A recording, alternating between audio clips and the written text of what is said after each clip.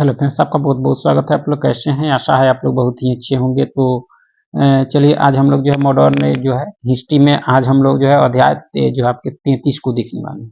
अध्याय 33 को देखेंगे और अध्याय जो 33 है आपका ये स्वतंत्रता के पश्चात भारत है आपका। और यह जो हम लोग देख रहे हैं Arihant NCERT history MCQ book से देख रहे हैं। इससे पहले जो है हम लोग जो है मॉडर्न हिस्ट्री में जो भी देखे हैं उसका प्लेलिस्ट बना है, अगर आप देखना चाहते हैं तो जाकर जरूर देखें। चलिए आज हम लोग अध्याय 33 को देखते हैं, स्वतंत्रता के पश्चात भारत से संबंधित जो भी प्रश्न इसमें दिए गए हैं उन प्रश्नों को देखने वाले हैं एमसीक्यू के रूप में। तो चलिए शुरू करते हैं। अगर आप चैनल पर नए हो तो देख सकते हैं कि सबसे पहला प्रश्न है कि निम्न कथनों पर विचार कीजिए। निम्न कथनों पर विचार कीजिए और कौन से कथन आपके सही हैं। कौन से कथन आपके सही हैं? तो 15 अगस्त 1947 को भारत ने जो है अपना पहला स्वाधीनता दिवस मनाया है, यह कथन आपका सही है। 14 अगस्त 1947 को जो है जवाहरलाल नेहरू ने जो है अपना प्रसिद्ध भाषण संविधान सभा में दिया, ये भी कथन आपका सही है। दोनों कथन आपके सही हैं। तो देख सकते हैं दिए गए दोनों कथनों जो है आपके सही है। 15 अगस्त 1947 को जो है भारत ने अपना जो है पहला स्वाधीनता दिवस मनाया। स्वतंत्रता की घोषणा के पश्चात जो है 14 अगस्त 1947 की जो है अर्धरात्रि के समय जवाहरलाल नेहरू ने जो संविधान सभा में भाषण दिया और यह भाषण जो है नियति के साथ जो है साक्षात्कार के नाम से लोकप्रिय हुआ। ठीक है, तो देख सकते हैं दोनों कथन आपका सही है। आगे है कि भारत का अंतिम वायसराय था। भारत का अंतिम वायसराय कौन था? तो लॉर्ड माउंटबेटन थे। कौन थे? लॉर्ड माउंटबेटन भारत के अंतिम वायसराय। लॉर्ड माउंटबेटन भारत का अंतिम वायसराय तथा जो है स्वतंत्र भारतीय संघ का जो है पहला गवर्नर जनरल था। 20 फरवरी 1947 को जो लॉर्ड माउंटबेटन को जो भारत का वायसराय नियुक्त किया गया था। माउंटबेटन द्वारा जो है प्रस्तुत माउंटबेटन योजना में जो है देशी रियासतों के लिए भारत तथा पाकिस्तान के साथ जो है विलय की शर्तें निर्धारित की गई थी। तो इस तरह से भारत का अंतिम वायसराय लॉर्ड माउंटबेटन थे और भारत का पहला जो है गवर्नर जनरल स्वतंत्र भारत का। ठीक है, आगे है कि भारत के विभाजन के विकल्प के रूप में जो है गांधी जी ने माउंटबेटन को जो है सुझाया था कि वे जो है क्या करें, तो जीना को जो है सरकार बनाने के लिए आमंत्रित करें। ठीक है, देख सकते हैं भारत विभाजन के विकल्प के रूप में जो गांधी जी ने तत्कालीन ब्रिटिश वायसराय लॉर्ड माउंटबेटन को यह सुझाव दिया था कि वह जो है विभाजन के अपने फैसले को रद्द करते हुए जो मोहम्मद जीना को जो है सरकार बनाने के लिए आमंत्रित करे।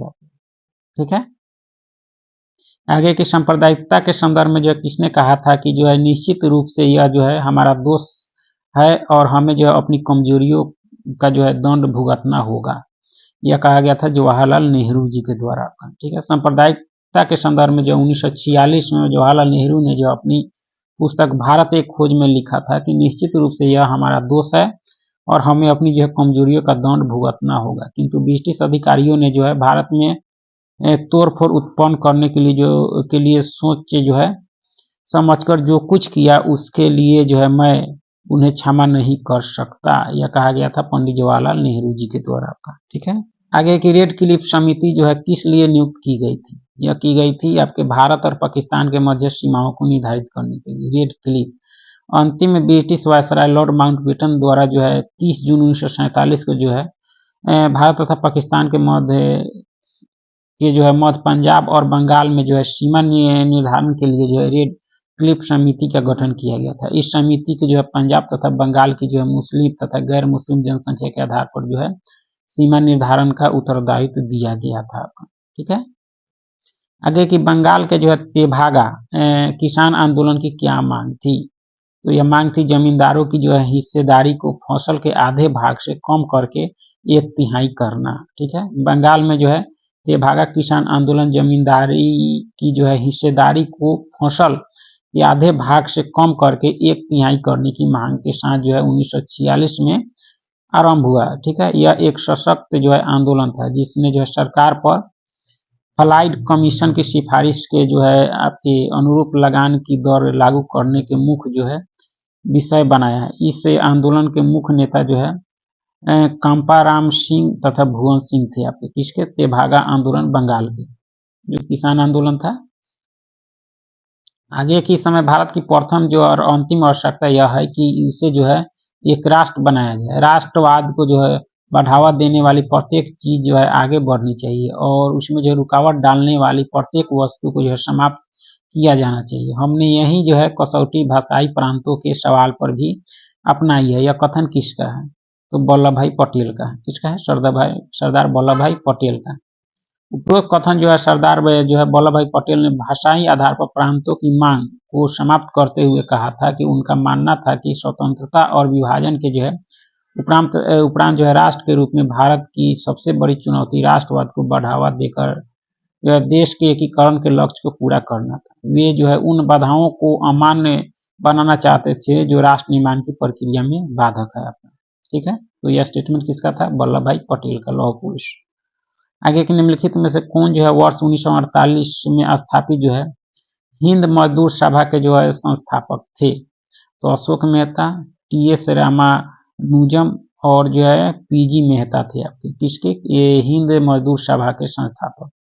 देख सकते हैं कि 1948 में जो स्थापित हिंद मजदूर सभा के संस्थापक अशोक मेहता, टी.एस. रामानुजम तथा जो है जी मेहता थे। हिंद मजदूर सभा जो है अखिल भारतीय ट्रेड यूनियन कांग्रेस और जो है Indian national trade union Congress के बाद जो है भारत में तीसरा सबसे बड़ा ट्रेड जो है यूनियन फेडरेशन है। इसकी स्थापना जो है समाजवादियों द्वारा जो है पश्चिम बंगाल के हावड़ा में जो है 29 दिसंबर 1948 को की गई थी। हिंद मजदूर सभा का मुख्य उद्देश्य जो है मजदूरों को संगठित करना, उनके जो है आर्थिक, सामाजिक एवं जो है राजनीतिक हितों की रक्षा करना था। इसके अन्य जो है प्रमुख सदस्यों में जो है बसावन सिंह, मणिबेन काड़ा, बी.एस. माथुर आदि शामिल थे। किसमें? हिंद मजदूर सभा में, जिसकी स्थापना आपके 29 दिसंबर 1948 को की गई थी, मजदूरों के हित के लिए की गई थी। आगे के निम्नलिखित कथनों पर विचार कीजिए और दिए गए विकल्प में से सही उत्तर का चयन करें, यानी कौन सा सही है कौन सा गलत। तो देख सकते हैं जुलाई 1952 में जो है जे.बी. कृपलानी ने किसान मजदूर प्रजा पार्टी का जो है गठन किया। यह कथन क्या है आपका? गलत है। ठीक है, दूसरा कहता है कि पीसी घोष एवं टी प्रकाशम किसान मजदूर प्रजा पार्टी से जुड़े हुए थे। यह कथन आपका सही है। देख सकते हैं पहला गलत है किंतु दूसरा सही है। किसान मजदूर प्रजा पार्टी का गठन जो है जे.बी. कृपलानी के द्वारा जो है उस वर्ष जो है 1951 में किया गया था, न कि जुलाई 1952 में। ठीक है, वर्ष 1952 के आम चुनाव में जो है इस पार्टी ने जो है कांग्रेस के विरुद्ध चुनाव लड़ा था। कौन सी पार्टी? तो किसान मजदूर प्रजा पार्टी।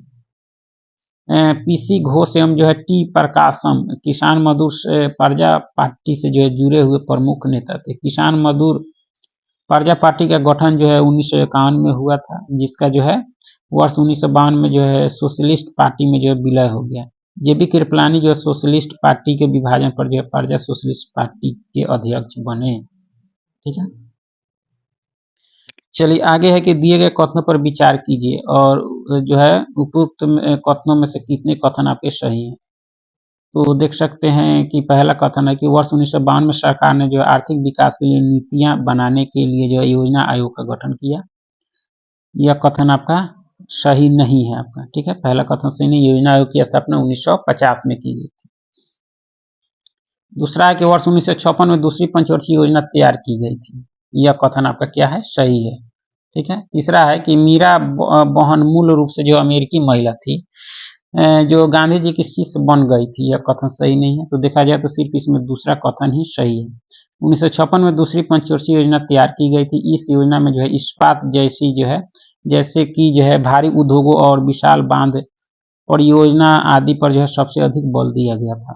ठीक है, पहला और तीसरा सही नहीं है क्योंकि योजना आयोग का गठन जो है वर्ष 1950 में किया गया था, जिसका उद्देश्य जो है सरकार के लिए आर्थिक नीतियां बनाना और उनको लागू करना था। मीरा बहन जो है मैडलिन एस्लेड एक जो है ब्रिटिश सैन्य अधिकारी की बेटी थी। गांधी जी ने जो है उन्हें मीरा बेन नाम दिया था। तो इस तरह से देखा जाए तो पहला और तीसरा कथन आपका सही नहीं है, सिर्फ दूसरा कथन आपका सही है।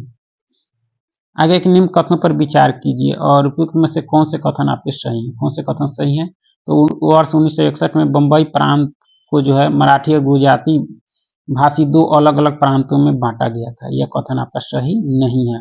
ठीक है, देखा जाए तो पहला कथन आपका सही नहीं है। 1966 में जो है पंजाब प्रांत का विभाजन हुआ और हरियाणा को अलग राज्य के रूप में मान्यता दी गई। यह कथन आपका सही है। पहला कथन सही नहीं है कि 1961 में बम्बई प्रांत को जो है मराठी और गुजराती भाषा दो अलग प्रांतों में बांट दिया गया। देख सकते हैं दूसरा सही है। पहला कथन सही नहीं क्योंकि 1961 में नहीं बल्कि 1960 में जो है बम्बई प्रांत को जो है मराठी और गुजराती भाषी दो अलग प्रांतों में जो है बांटा गया था 1960 में। इसमें कह रहा है 1961, इसलिए पहला कथन आपका सही नहीं है। आगे के निम्नलिखित कथनों पर विचार कीजिए और उपयुक्त कथनों में से कितने कथन आपके सही हैं। उपयुक्त में से कितने कथन आपके सही हैं, तो देखा जाए आपका तो पहला कहता है कि जवाहरलाल नेहरू जो है मृत्यु के समय भारत के प्रधानमंत्री की जो है चौथी पदावधि में थे। यह कथन क्या है, आपका सही है। दूसरा कहता है कि जवाहरलाल नेहरू ने जो है सांसद के रूप में जो है रायबरेली का जो है प्रतिनिधित्व किया था।